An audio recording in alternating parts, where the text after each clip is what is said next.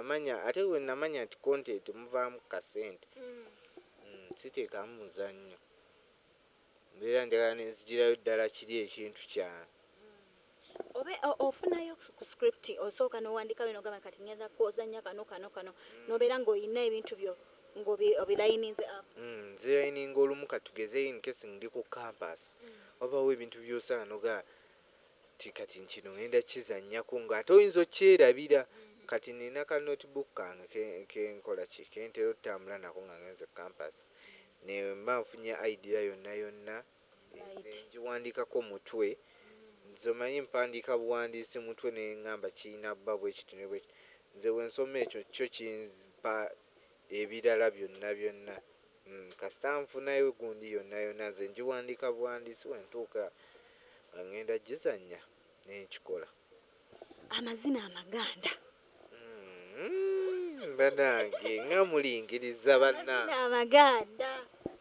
era ngero ndaba ndi musomesa wa Luganda njagala nnyo ebintu by'eggwanga amazina nago ngatwala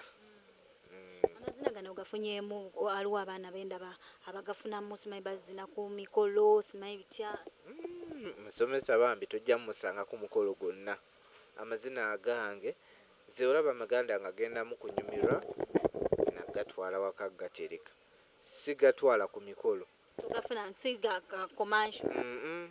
sigafuna mpozi we naabanga nsanyuse nja gaziniramu baana bange abali kuki ku TikTok naye nga sigenda ku mikolo sigenda nti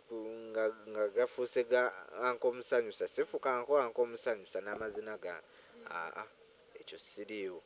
kyamazina just mbeera mu leisure time yange nga kankole practice olumu ne recording ayo ne postinga webali naye wakuba mbadde nabyo era sikyabipostinga abampostinga bupostinze ekyo ekibiina yenkolera training naye baagala okufuna ku likes page yaabwe edduke era nga bwe banteekayo munaye page yaabwe etambula nembalekerayo gwe ng'omuntu ku campus gy'obeera obeera otya kale okwasaganya otya ekintu ky'okubeera serebu oba okubeera omuntu amanyikiddwa n'abaana b'osoma nabo kati ate era ku campus bannaye abaana olumu bakisussa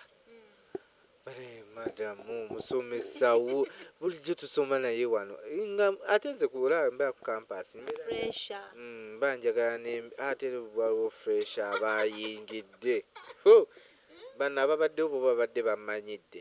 naye bano abayingidde jjukira nze ebiseera ebisinga we mba ku campus mba nnomo ojja n'ompitako n'ombuuzaako ne neeyongerayo bwe batyo mba nnomo sibaako nakiri nti nno musomesa biki era ogenda olaba omuntu era munnange era omuwero kaami omugamba waliwo oli yajja nagaa nekubyeyo akafaananyi naawe ngende ndage maama wange akwagala nnyo ne mugamba tewali buzibu tewekwata era n'agenda bwe batyo naye era ng'era babeera abamu bakusumbuwa waliwo olumu we neekwatako vidiyo nga ndeera ku campus abaana ne babundooza era abuuza eyo banne temusomesa ali wano asoma koosi ki ali ku buloko ki era ogenda olaba nga waliwo abajja ne bajjira mu kabinja kaabwe temusomesa tubuuziza paka we tuzze wano okulaba paka batugambye nti nooli kweno buloko ne bambuuzaako ne bamaliriza ne bagenda which campus and which course ndeka sijja kwogera campus nja kuba ngitunda ate nga tebansasula those people they don't recognize you pay them nsasula tuition wange naye nga nkola kyesobola baga nkola journalism nsoma journalism kyogenda mu journalism mpulira nga gyenjagala sina kosi ndala gyempulira gyenjagala nti ngende mu by'amasannyalaze ngende mu bya teaching education sagala nnyo ebintu byakalukana njagala nnyo ebintu byakaseerezi kati ate neeraba nga journalism yakaseerezi kasitoba ate nze njagala nnyo okubeera mu kamera kasita nsoma nemmaliriza wali kubeera mu kamera lokopoka nga ndokompoka oba kuweereza lugambo njagala nnyo olugambo okutegeeza eggwanga lirina okumanya ekintu ebyo byenjagala nembyogera naye lwakuba nkyali eno mu kya content. Which year are you? Ndi mu first year second semester. Ani akuwe akuweerera oba weeweerera sorry ani akuwayo ka tuition zadde bakikubanga wagambye obeera ne jjajja naye senga wange mwagala bannange nze kunsi kuno sirina muntu gwenjagala Canada oyo omumanyi oyo senga wange kugambye ne bankubira ndulu ne baŋŋamba akubye omuntu oluyi bagamba mwaba mukubye mwongere nsina kine mwaba mukubye nze nsiraba kabi konna mwagala nnyo senga wange bamuyita senga Anet Nakalyanga ali Canada bannanga making sure nti Louis oli contented nekyolina teweegomba teweekola awo wanjagaliza oyo senga wange owe Canada nange anjagala nga bwanjagala nange mwagala tonyumiza maama tonyumiza taata naye senga gyebali naye muzeeyi yafa taata waliyo maama naye nga maama mwagala naye senga wange kwenfiira. Louis akyali ku lujja oba yavaako ne baanikako emmwanyi? Louis akyaliyo ewaabwe akyaliyo nkyaliwo lwaki otwaliwo wa jjajja wange nkujjukira nkuze ne jjajja wange mu nsonga za relationship ensonga za nina gwe ndaba naye era nga ndaba nina gwe ndaba naye era nga ndaba naye lwakubeera ndaba nga siye mutuufu nze njagala nnyo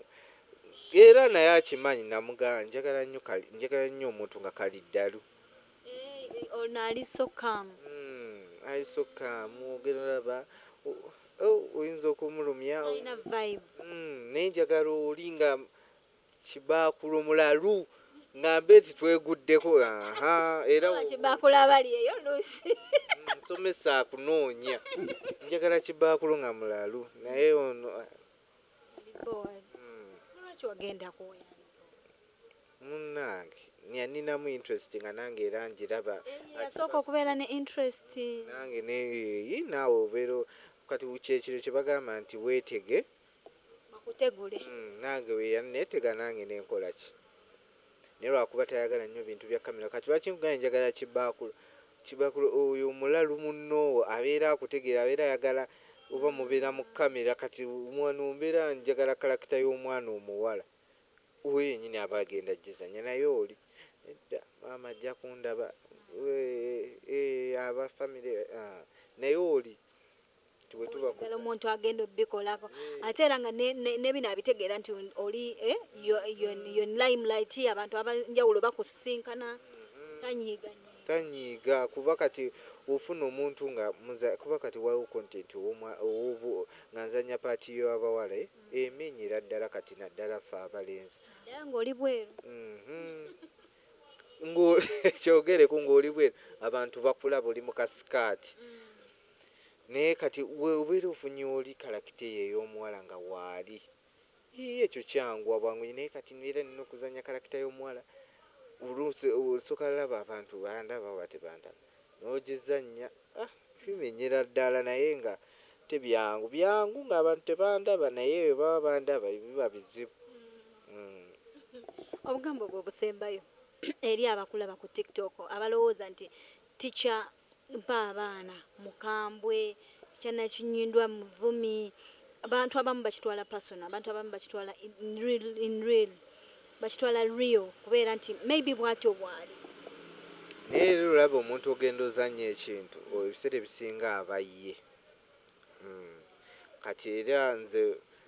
ndi muntu wa bigambo naye ate munaye mba mu society ey'abantu oba bantu nzikakkanamu era mba humble mba respectful kujjako ng'oli ataakize nanumbagana naye ate nze era n'onumbagana tugeze ku media siyinza kudda mba naye saagala ntalo za media saagalira ddala ntalo za media era kyova olaba togenda kunsanga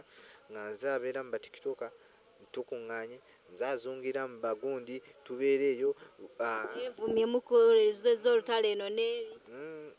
era ndowooza ne peegi yange mugiraba tekuliiko batikitoka bonna bano okugjako Kirashi ne Jjajja Nanfuka abo abantu babiri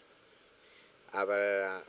buli omu aza nze nagamba nti nekintu kyange osobola obuildinga ekintu kyo kasita weewa obudde n'okijjayo gwe nga gwe. Naye lwakuba era nange nina omuntu gwe ntunuulira neŋŋamba walayi ono ali super talented. Oyo Taata Kimbowa ali wakola kyanjawulo ki kubanga ndaba buli muntu amuwa credit. Taata Kimbowa nga yakutuulidde mu kamera oli omusajja azannya asuutinga mu kalakita zonna, ayinza okujja mu nnaku n'azannya story y'ennaku ate n'avaayo nadda mu bane oli aswikinga. Njagala nnyo oyo omuntu bw'atyo. Si mu meeting ako naye nga twefollowinga alikinga ezange nange mulike. Naye kati omuntu gw'otya naawe nogamba nti ono mutandike eyo wabaawo kati ntandike na kigambo ki naye nga Taata Kimbowa muwa respect. Nze olaba ntya n'omutunula mu maaso kuba ngamba banaye nyinza omubba characters nyinza naye nga bambi nsiima kuwaakawe waddala. Jjajja Nanfuka yaali Jjajja Nanfuka ndudde okwogerako naye ndaba waakawe atambula bulungi naye ali so creative. Ayiyiza ddala jjajjayo eri gundi y'abajjajja adige ali creative. Ne Clash waffe banaye sijja mwerabira. Clash waffe oyo omwana wa Mary Butter nange ngenda mumunoonyaako. Mary Butter nina ebintu byange byenjagala omusaba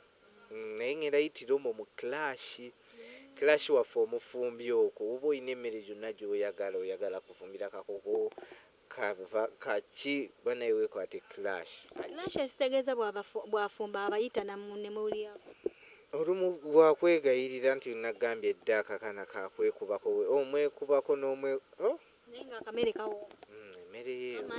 emmere yeewooma naye wagikutamira ng'agikuttemu. Naye ngaoyo omwana bannange mwagala nnyo mwagalira ddala naye nga emmere yeewooma waliwo yatuyita ne tugirya. Afumba lwakuba nasanga eyidde oba yagifumba naye yaŋŋamba yeye nange nekitwalirayo neŋŋamba munaawe waawo nakuteera bulungi ku lusaniya kisinziira olya kyenkana abaye nayo nga mpitirivu emmere ennyingi oba n'olusuku akuwa emmere ennyingi n'otaddamu kujula nti ate nakufuddewo sikkuse gwalekawo. Naye nga bambi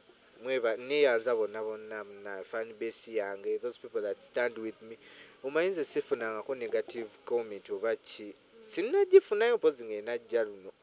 naye sigifunangayo. Just mbeera nfuna guidelines okuva mu bantu nti kola booti Luis kola booti kola weebati kola ne weebati. Naye nga neeyanza nnyo mwenna abaana bange abali ebweru wabaawo abaana bensomesa nga bali bweru abo bagamba nti musomesa kwata k'okulya kwata kasooda ate omanyi abaana abo ab'ebweru asimbulira nno ddala najja ng'ayimiridde soda n'olabira ddala ye n'ogamba kati guno omwezi gwonna ngenda kubanywa.